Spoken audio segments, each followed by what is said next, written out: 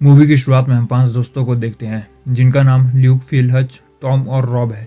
ये सब कहीं घूमने जाने की प्लानिंग करते हैं, जिस पर रॉबर्ट हाइकिंग के लिए स्वीडन जाने को कहता है।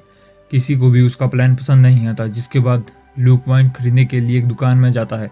रॉब भी उसके साथ वहां पर जाता है। इन्हें उस वाइन शॉप की ओनर काफ़ी पिटी हुई दिखती है। इतने में ही शॉप के रूम से 2 चोर बाहर आते हैं, जिन्हें देखकर ल्यूक रॉब को छोड़कर वहीं छुप जाता है, पर रॉब वहीं खड़ा रह जाता है।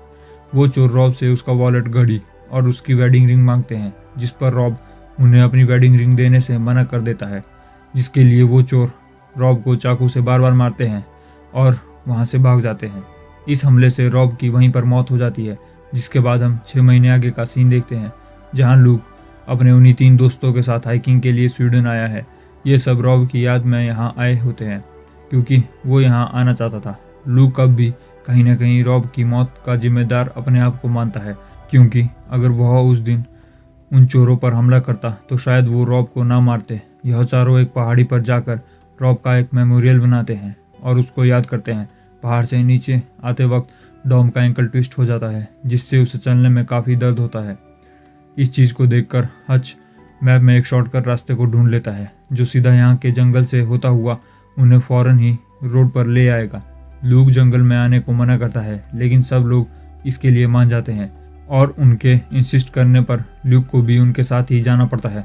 जंगल में जाते ही इन्हें पेड़ों पर एक हिरन लटका हुआ मिलता है, जिसका किसी ने बड़ी बेरहमी से शिकार किया है। उस हिरन का पूरा पेट फटा हुआ है, जिसमें से अभी भी खून बह रहा है। खून को बहता हुआ देख सब समझ जाते हैं कि इसका शिकार अभी अभी किया गया है, यानी हमें यहाँ से जल्द ही आगे जाना चाहिए। इस जगह के पेड़ भी थोड़े अजीब थे, क्योंकि उनके ऊपर अजीब सी नुकीली टहनियाँ निकली हुई है। लूक इस चीज़ से थोड़ा हैरान था कि ऐसा कौन सा जानवर है जो हिरन को मारकर पेड़ पर इतना ऊपर लटका सकता है। पर इस चीज़ पर ज़्यादा ध्यान न देते हुए यह सब आगे बढ़ते हैं और कुछ देर में यहाँ रात भी हो जाती है, जिसके साथ बारिश भी होने लगी थी। इन सभी को यहाँ के पेड़ों पर कुछ अजीब से पुराने ज़माने के निशान बने हुए दिखते हैं। वहीं उन पेड़ों के सामने इन्हें एक क्वीन भी दिखाई देता है। बारिश की वजह से सब उसमें जाने का सोचते हैं। डॉम इस क्वीन में जाने को मना करता है। वो कहता है कि हमें ऐसे ही किसी के क्वीन में नहीं जाना चाहिए, क्या पता ये किसका हो, पर सबके साथ उसे भी अंदर जाना पड़ता है। इतने में ही लूक को जंगल से किसी जानवर की आवाज़ आती है। सबको लगता है कि लूक उनको डरा रहा है, इसलिए कोई भी उसकी बात को नहीं सुनता। इन्हें इस क्वीन के अंदर भी उन पेड़ों वाले निशान के कुछ लॉकेट लटके हुए दिखाई देते हैं, जिसके बाद हच सबसे लकड़ी ढूंढने को कहता है ताकि वो यहाँ आग जला सके। फिल लकड़ियों के लिए केविन के ऊपर वाले रूम में जाता है और उससे वहाँ पर बहुत अजीब सी चीज दिखाई देती है। वो सबको ऊपर बुलाता है। वो सब भी उस चीज को देखकर हैरान हो जाते हैं। फिल सबसे कहता है कि वह विच क्राफ्ट है, शायद जो भी पहले यहाँ रहता था वो विच क्राफ्ट किया करता था। सब इस चीज को देखकर डर जाते हैं, लेकिन रात का वक्त है और बारिश भी बहुत तेज है, इसलिए इन सब को अब यहीं पर रुकना पड़ेगा। रात में सोते वक्त लूक को बाहर से एक रोशनी आते हुए नजर आती है। लूक केविन का डोर खोलकर बाहर जाता है तो वो उसी वाइन शॉप पर पहुंच जाता है जहाँ उसके दोस्त रॉब का खून हुआ था।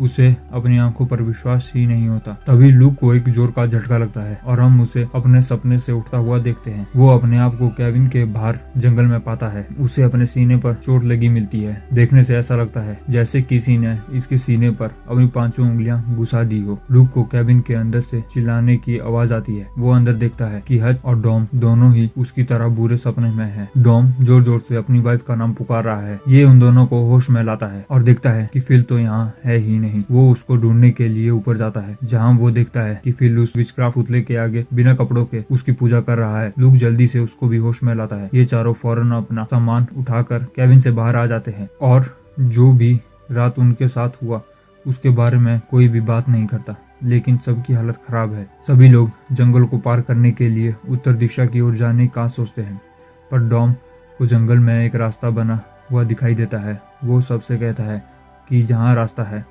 वहाँ लोग भी जरूर होंगे, जिसके बाद ये चारों उसी रास्ते पर आगे बढ़ते हैं। लूक भागकर काफी ऊंचाई पर जाता है ताकि वहाँ से उसे कुछ दिख सके, लेकिन तभी वहाँ पर उसको एक क्रिएचर जैसा कुछ दिखता है जो काफी लंबा है और उसके हाथ किसी इंसान की तरह थे। वो फौरन वहाँ से भागता हुआ अपने दोस्तों के पास आता है और उनको उस क्रिएचर के बारे में बताने लगता है। पर कोई भी उसकी बात पर विश्वास नहीं करता और अपनी बात पर यकीन दिलाने के लिए लूक अपने सीने पर लगी हुई उस चोट को दिखाता है, जिस पर डॉम बोलता है कि ये तुमको किसी पेड़ से लग गई होगी जब तुम रात को नींद में बाहर आए थे। डॉम से ये सारी चीजें अब हैंडल नहीं हो रही थी, इसलिए वो इन सारी चीजों के लिए लूक को जिम्मेदार ठहराने लगता है कि अगर वो उस दिन वाइन शॉप में उन चोरों पर हमला करता तो रॉब नहीं मरता और आज हम उसकी याद में यहाँ नहीं आते। इस बात पर लूक गुस्से में डॉम को एक मुक्का मारकर आगे जाने लगता है और इन दोनों की लड़ाई हो जाती है। यह सब अब धीरे धीरे अपना आपा खोने लगते हैं, पर हच सबको संभालने की कोशिश करता है। इसी बीच इन्हें जमीन पर एक फ्रेम मिलती है जिसके अंदर एक फैमिली की फोटो होती है। ये फोटो 1967 की थी, यानी यह फैमिली भी यहाँ इन चारों की तरह ही यहाँ पर आई थी, लेकिन वो मारी गई। सब इस चीज को देखकर और ज्यादा डर जाते हैं। धीरे धीरे अब रात भी होने लगी थी। हच सबसे इसी जगह पर अपना टेंट लगाने को कहता है। उसी रात ल्यूक को फिर से रॉब की मौत वाला नाइटमेयर आता है, पर इस बार एक पीली आंखों वाला चोर उसको डरपोक कहता है। इतने में ही उसकी नींद खुल जाती है और उसे बाहर फिल के चिल्लाने की आवाज बहुत जोरों से आती है। फिल ल्यूक को बताता है कि एक बड़ा सा क्रिएचर हच को उठाकर ले गया है। उसने ये अपनी आंखों से देखा। इतने में जंगल से हच की चिल्लाने की आवाजें आती है। ये तीनों फौरन उसको बचाने के लिए उसकी आवाज के पीछे भागते हैं, जिसकी वजह से ये अपने टेंट तक वापस जाने का रास्ता भी भूल जाते हैं। पर तभी इन्हें हच की बॉडी उसी हिरन की तरह पेड़ पर लटकी हुई मिलती है, जिसका पूरा शरीर बीच से फटा हुआ था। ये तीनों हच की यह हालत नहीं देख पाते और रोने लगते हैं। ये सीन देखने में बहुत खौफनाक लगता है। डॉम और ल्यूक उसकी बॉडी को पेड़ से उतारकर जमीन में दफना देते हैं और रोते हुए आगे बढ़ने लगते हैं। इसके बाद ल्यूक यहाँ पर उन दोनों को लीड करता है। वो कहता है कि हमें इस दिशा में जल्द से जल्द सीधा चलना होगा, तभी हम इस जंगल से बाहर निकल पाएंगे, वरना हज की तरह हमारी मौत भी यहाँ तय है, क्योंकि वो मॉन्स्टर या क्रिएचर हमारे नाइटमेयर से निकलकर हमारा पीछा कर रहा है। ल्यूक एक बार फिर से ऊंचाई पर जाकर देखता है कि वो अभी कितने दूर है, पर इस बार ल्यूक को जंगल में एक एंड दिख जाता है, जिसको देखकर उसके अंदर जिंदगी की एक उम्मीद दिखाई देती है। इतने में ही ल्यूक का एक दोस्त को वो क्रिएचर उठाकर ले जाता है। ल्यूक उसको बचाने के लिए भागता है, पर अंधेरा काफी होने की वजह से वो एक पेड़ से टकराकर फिर से अपने उसी सपने में चला जाता है जिसमें उसने रॉब को मरते हुए देखा था। पर इस बार ल्यूक हारता नहीं है। वो अपने सपने पर काबू कर लेता है और उससे बाहर निकलकर अपने दोस्त डॉम को आवाज मारता है, जो एक पेड़ के पीछे छुपा हुआ था। यह भी अब उसके पास जाता है और उससे पूछता है कि क्या तुमने उस क्रिएचर को देखा जो फिल को ले गया? जिस पर डॉम बोलता है कि वो काफी फास्ट है, इसलिए मैं उसको नहीं देख पाया, मुझे माफ कर दो, मैं काफी डर चुका था, इसलिए फिल को बचाने नहीं गया। वो क्रिएचर अभी भी यहीं था, लेकिन उसके बाद भी ये दोनों हिम्मत करके आगे की ओर भागते हैं, जहाँ आगे पेड़ पर इन्हें अपने दोस्त फिल की बॉडी भी हज की तरह लटकी और फटी हुई मिलती है।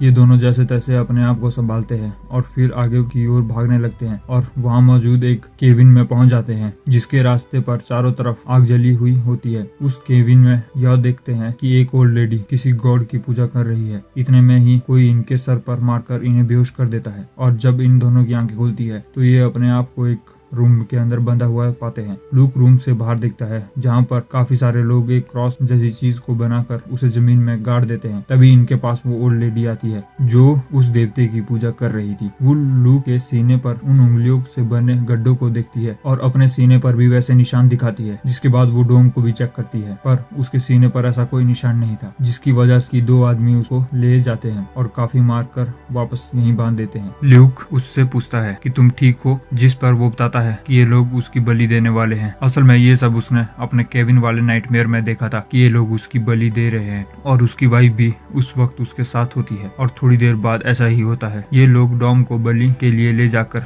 उस क्रॉस में बांध देते हैं और ओल्ड स्वीडिश लैंग्वेज में मंत्र पढ़ने लगते हैं। हम यहाँ के पेड़ों पर लोगों की लाशें लटकी हुई भी देखते हैं। उसी वक्त डॉम को जंगल से उसकी वाइफ आते हुए दिखाई देती है, जो उसके पास आकर उसका चेहरा पकड़ लेती है, पर यह सिर्फ उसका एक वहम था जो डॉम को दिखाई दे रहा था। असल में ये उसकी वाइफ नहीं, वो क्रिएचर होता है जो उसके चेहरे को अपने हाथों से पकड़ लेता है। ये क्रिएचर देखने में काफी डरावना और लंबा है। इस कबीले के सभी लोग उस क्रिएचर के आगे अपना सर झुकाते हैं, जिसके बाद ये क्रिएचर डॉम को भी बाकी लोगों की तरह ही पेड़ पर लटका देता है और उसकी भी मौत हो जाती है। लूक भी इस मंजर को अंदर से देख रहा होता है। डॉम की मौत को देखकर वो गुस्से में अपना अंगूठा तोड़कर अपने हाथ से वो रस्सी खोल देता है इसी बीच एक लड़की यहाँ पर आती है जिसको लूक ऐसा दिखाता है कि उसके हाथ अभी भी बंधे हुए हैं। वो उस लड़की से पूछता है कि वो क्रिएचर क्या चीज है, जिस पर वो लड़की बताती है कि वो एक एशियंट गॉड है। हम लोग उसका नाम नहीं लेते, असल में वो लोकी की नाजायज औलाद है। जिस पर लूक बोलता है कि तुम लोग उससे डरते हो।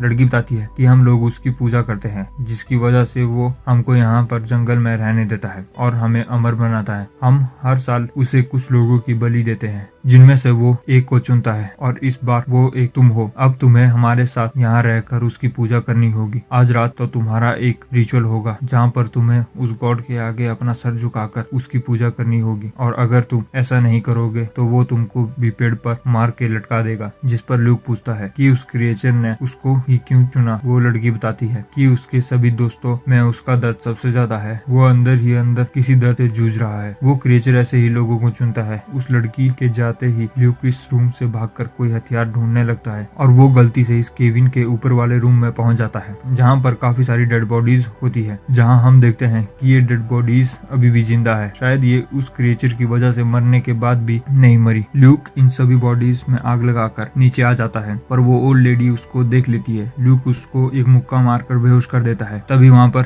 ल्यूक को एक गन भी मिल जाती है, जिससे वो अपने सामने आने वाले हर एक आदमी को गोली मार रहा था और इस केबिन से बाहर निकल जाता है। इसी बीच उस क्रिएचर को पता चल जाता है कि उन डेड बॉडीज में किसी ने आग लगा दी और अब वो केबिन के पास आता है। सभी लोग उसके सामने अपना सर झुका लेते हैं, लेकिन वो लड़की गलती से उस क्रिएचर की आंखों में देख लेती है, जिसकी वजह से वो उस लड़की की आंख ही बाहर निकाल देता है। लुक पहली बार उस क्रिएचर को सही से देख रहा था। वो देखता है कि उस क्रिएचर के 4 पैर और 2 हाथ है। वो देखने में काफी डरावना है, इसलिए लुक डरते हुए उस क्रिएचर को गोली मारता है, पर गोली का उस पर कोई असर नहीं होता और वो क्रिएचर लुक के पीछे भागने लगता है। उसी वक्त ल्यूक को फिर से वही नाइटमेयर आता है, जिसकी वजह से वो क्रिएचर उसको पकड़ लेता है और उसे अपने हाथों में उठाकर जमीन पर पटक देता है। ल्यूक उठने की कोशिश करता है, लेकिन वो फिर से उसके सर को जमीन पर नीचे लगा देता है। वो क्रिएचर ल्यूक को अपने आगे झुकाना चाहता है, लेकिन तभी ल्यूक को एक कुल्हाड़ी दिखाई देती है, जिसे उठाकर वो उसके सर में घुसा देता है और भागने लगता है। उस क्रिएचर को उस हमले से ज्यादा कुछ नहीं होता, लेकिन ल्यूक इसका फायदा उठाकर जंगल से बाहर निकल आता है, जहाँ हम देखते हैं कि वो क्रिएचर उस जंगल से बाहर नहीं आ पाता। मतलब वो जंगल उसकी सीमा है, वो उसे बाहर नहीं आ सकता। क्रिएचर लूक को देखकर जोर से दहाड़ने लगता है, जिस पर लूक भी उसको देखकर दहाड़ता है और बोलता है कि वो उसके आगे कभी भी नहीं झुकेगा। और लूक के इतने कहते ही वहाँ पर सुबह होने लगती है। इन 4 दोस्तों में सिर्फ लूक ही जिंदा बचता है और अब थोड़ी देर चलने के बाद लूक को आखिरकार रोड दिखाई देता है, जिसके साथ यह कहानी भी यहीं पर खत्म हो जाती है।